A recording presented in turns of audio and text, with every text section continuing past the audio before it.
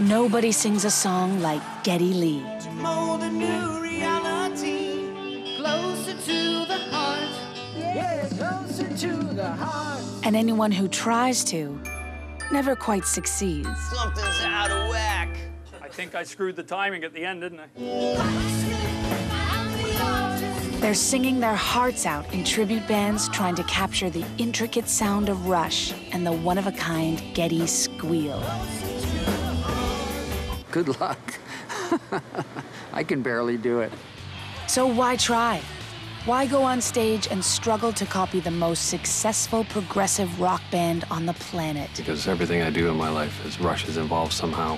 It's like you're in your special secret club as a kid.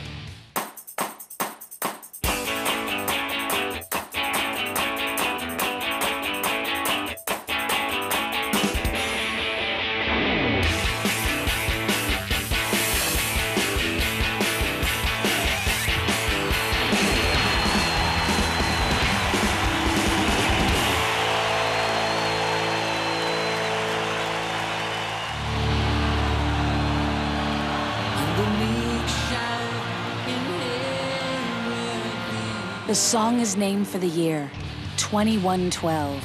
It's a century away, but Toronto rock band Rush is already there, singing about a science fiction future world where Big Brother runs everything.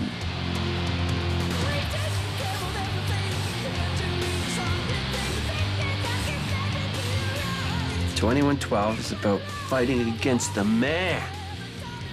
Right on. Whether they're in outer space or they're in Florida." The music of Geddy Lee, Alex Lifeson, and Neil Peart is complicated, demanding, and difficult to play. That means it doesn't get much radio play. But Rush fans don't care. They like to spend quality time in a universe of their own. They're people like these who think nothing of putting on bunny and skeleton suits and hopping around in the Arizona desert. They're making a home video using characters from Rush album covers. They may be the most uncool rock fans on the planet. It's truly music made by kings for geeks. Made by kings for geeks. It's pure devotion, and some take it to a whole new level in Rush tribute bands. There are more than 200 of them around the world, all trying their best to master the technical and layered Rush sound.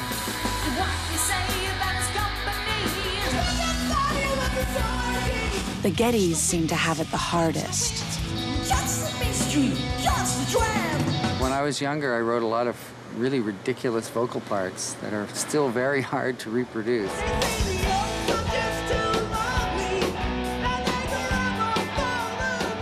My name's Spaghetti Lee, and I am the bass player, keyboardist, / vocalist for Free Will, the Rush tribute.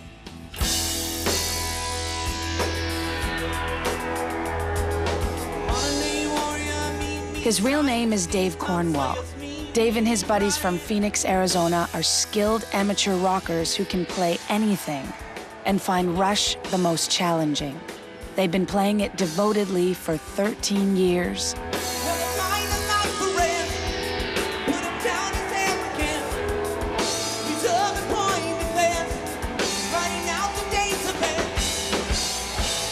And they're still trying to get it right. Take 489,582. Success. Now that's dedication. Dave stops at nothing to master the sound. He's head over heels for Rush. Why do a tribute? That's a loaded question. Love of the music. Take Dave's house. It's the place he shares with his wife, Valerie, and his other love. It was a 2-car garage originally, and we enclosed it, and over the years, it's become this. A rehearsal studio, complete with soundproofing on the walls. There's a whole music store in here. If Dave has a minute or a dime to spare, this is where he spends it. This is the bass world right here. Then my two basses, the Rickenbacker. There's a Ricky here. And then I got the jazz bass here. And I just have a couple keyboards, the bass tones. Here's my sampler, and I have the vocal mic. And this is my Les Paul. My trick bag here. And why is it not working? When you're trying to run all this stuff, it can be pretty daunting. But that's where all those years of rehearsal really, you know, come in. Dave knows 60 Rush songs down to the last note. He even has a hint of the Rush look. He does look a little like Geddy. They're about the same height and build, and Dave's nose is a little smaller than Geddy's, but otherwise they're very similar in structure.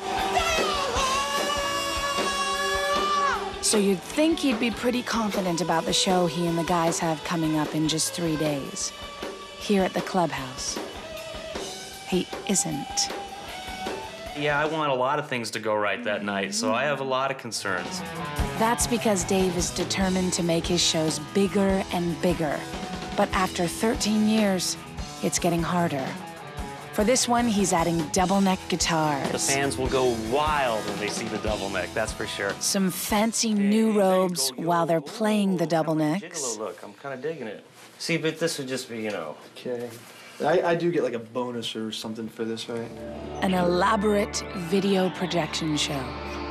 This is where we'll start. And we'll do our 30.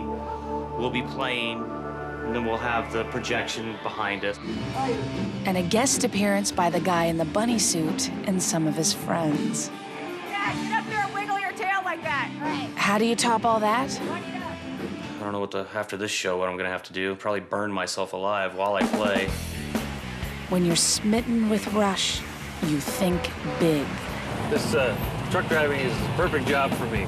It gives Mike Deo of Burlington, Ontario, time to mentally plan for the perfect gig for his Rush tribute band, 2112. We just keep building and get bigger halls and eventually work our way to Massey Hall. Massey Hall? Is he serious?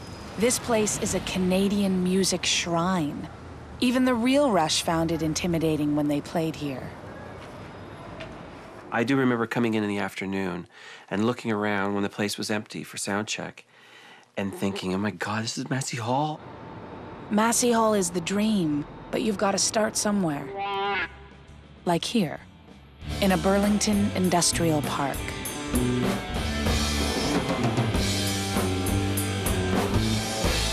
Mike's rented a small room so his band can rehearse for a gig down the road. They're playing the Boston Manor Sports Bar in 3 days. It has no stage and plenty of distractions. Like Dave back in Phoenix, this will be Mike's biggest show, and he wants everything to be just right. It's a ton of pressure for guys with day jobs. Phil Jones is the Alex. Sam Albarrán is the Neil.